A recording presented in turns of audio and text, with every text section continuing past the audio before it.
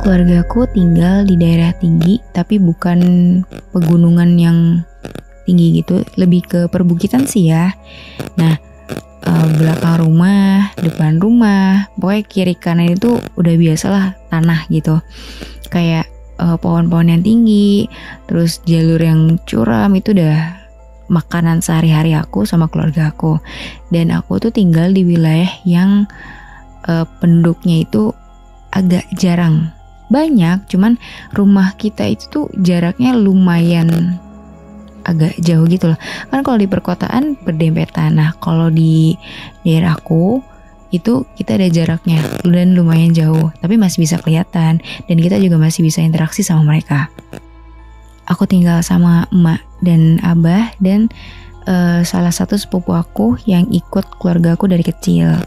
Umurnya ini ya aku beda sama dia sekitar 5 tahunan dan dia lebih muda dari aku. Waktu itu kondisinya daerah lagi musim hujan. Jadi paginya ini tuh cerah, tapi nanti sekitar jam 1 atau jam 2 itu udah mulai hujan deras. Dan itu berhentinya bisa sampai malam atau ketemu subuh lagi. Nah, nanti setelah subuh baru cerah gitu. Pokoknya siklusnya kayak gitu deh selama musim hujan itu.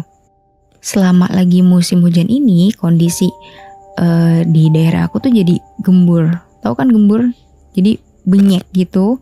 Terus banyak jalanan yang rusak dan akses juga rusak. Terutama beberapa jembatan yang lewatin kali yang besar banget itu agak takut juga sama aliran airnya.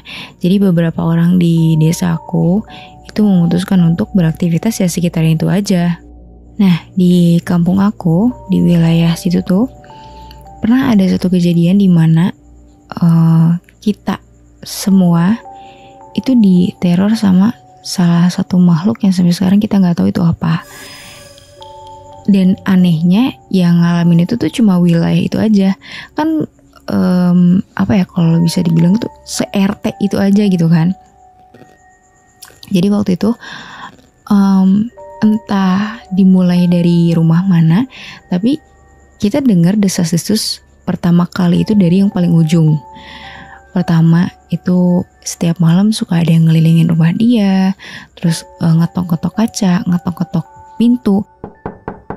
Terus yang paling bikin mereka takut itu kadang pintu itu selalu dipaksa dibuka gitu, padahal pas dicek lagi di situ nggak ada orang sama sekali.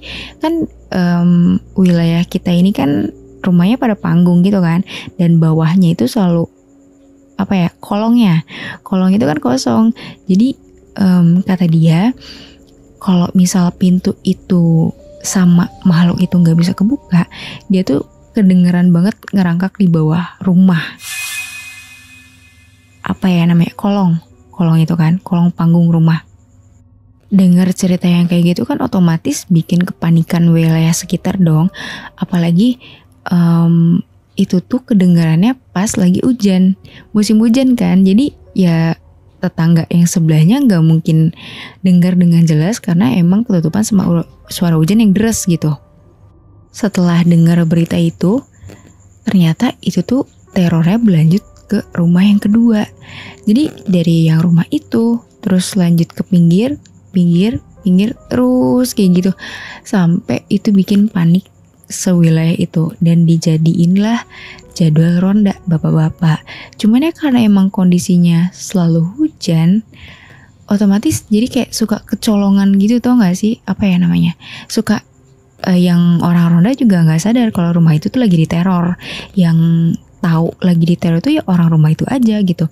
Pokoknya besoknya selalu ada kabar malam ada kejadian ini dan sampai di mana terornya itu tuh pas banget deket rumah aku. Sebelah rumah aku tuh udah kena teror.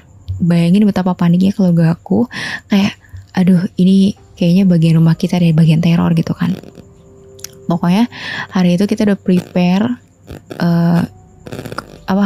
jendela itu udah ditutup. Pokoknya gak boleh ada yang buka pintu, gak boleh ada yang keluar setelah maghrib. Dan kita tidur di satu ruangan yang benar-benar menurut kita itu safety gitu. Lampu nggak boleh ada yang dimatiin. Kalau rumah dulu kan kamar mandi jauh kan, nggak nyatu sama rumah. Pokoknya sebelum maghrib itu kita udah ke kamar mandi duluan sampai subuh deh kita nggak boleh keluar rumah. Dan bener aja, dimulai setelah Isya itu kan hujan udah deras banget. Ya namanya juga orang was-was, pendengarannya pasti tajam banget dong. Gitu kita udah denger suara orang jalan di kayak ngelilingin rumah gitu, tau gak sih suara jalan yang ngecelak ke air, tau kan? Kita dengerin gitu kan. Lama-kelamaan ketok-ketok jendela. Terus kayak ya sesekali ada suara garukan gitu. Terus melipir ke tembok, suara ketukannya pelan-pelan gitu kan. Tapi gak ada suara orang. Maksudnya gak ada suara mulut gitu kan. Terus sampai di mana suara itu tuh kedengeran di dapur. Kita diem, bener-bener diem, gak ada yang berani bersuara. Satu orang pun gak ada. Dan akhirnya sampai di mana depan pintu itu ada yang ngegocek daun pintu, tau kan? Ditungguin sekitar ya 15 menit ada deh kayaknya. Akhirnya itu berhenti dan suaranya hilang ditelan derasnya hujan. Setelah kita tungguin sampai sekitar jam 12:30-an, suara itu udah gak muncul lagi kan. Dan hujan udah lumayan gak terlalu kenceng, kayak cuma rintik-rintik doang. Kita tungguin, oh udah gak ada. Jadi agak lumayan aman untuk kita buat tidur. Paginya kita bangun dan kita semua kaget.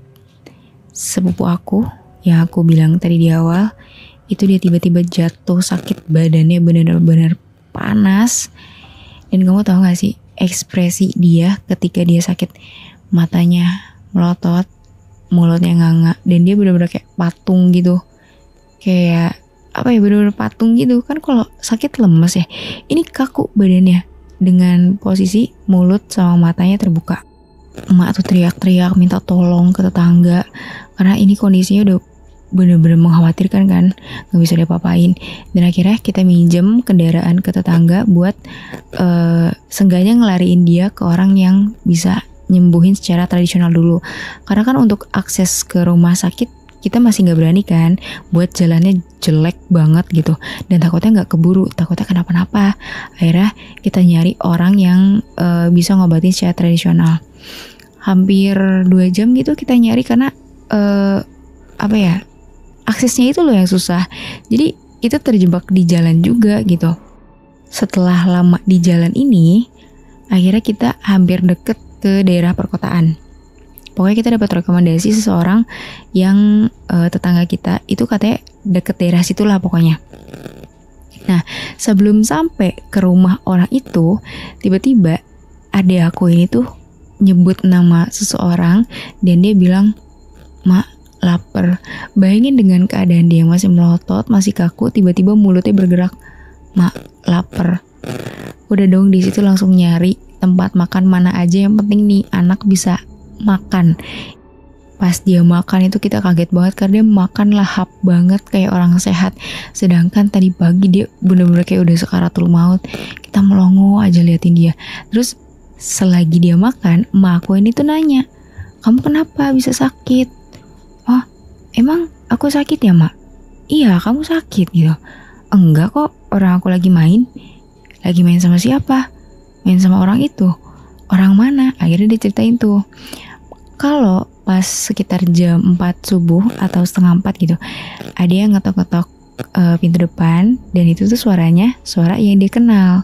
Jadi kata dia suara tetangga aku katanya. Manggil-manggil nama emak, nama bapak gitu, nama abah. Nah, dibuka lah sama dia. Nah, kata dia pas dibuka itu ya emang perawakannya orang itu, dan akhirnya diajak main. Tapi nggak tahu ya kenapa diajak main, tapi dia akhirnya jadi jatuh sakit kayak gitu. Pokoknya dia ceritain kayak gitu, kalau selama dia sakitnya itu dia tuh bukan sakit, itu main, kata dia gitu. Oh ya udah tuh Uma sama Abah mikir, oh mungkin dia lagi diculik sama makhluk itu, dan akhirnya dibalikin lagi setelah keluar dari wilayah itu. Karena bener-bener jadi sehat ya, awalnya pucat, matanya apa melotot, mulutnya nganga, itu tiba-tiba jadi sehat cuma gara-gara makan, minta makan. Karena kondisinya juga lagi hujan, otomatis kita nggak bisa langsung pulang dong. Kita nunggu agak reda dan nunggu dia emang agak enakan dulu deh gitu, karena kita takut kalau dia balik lagi ke sana takutnya jadi lagi gitu kan. Sekitar 2 jam apa 2 jam setengah gitu kita nunggu di tempat makan itu sampai agak redaan lah gitu. Pas pulang ke rumah kita balik karena ngerasa udah aman lah ya gitu. Pas balik dengan jalanan yang curam juga dan lama di jalan juga, kita sampailah, tapi nggak sampai depan rumah banget. Karena apa? Aksesnya itu benar-benar jadi hancur, dan kita dapat kabar kalau wilayah kita itu ketimbun sama tanah yang belakang rumah. Itu bukan cuma rumah aku doang, tapi rumah yang depan aku, pinggir-pinggir aku juga kena. Cuman dia bukan yang longsor sampai ke bawah gitu loh. Jadi kayak cuman dek gitu. Kayak tanah yang gede di belakang rumah kita kayak jatuh blek. Dan itu nimpa semua rumah. Dan untungnya orang-orang di sana udah dievakuasi duluan berbarengan dengan keluarga aku yang tadi mau berobat. Dan terakhir sepupu aku bilang kalau orang atau makhluk yang ngajak dia main itu nyuruh dia buat pergi dari rumah sekeluarga. Itu kata-kata terakhir yang sepupu aku dengar sebelum akhirnya dia sadar dan lapar.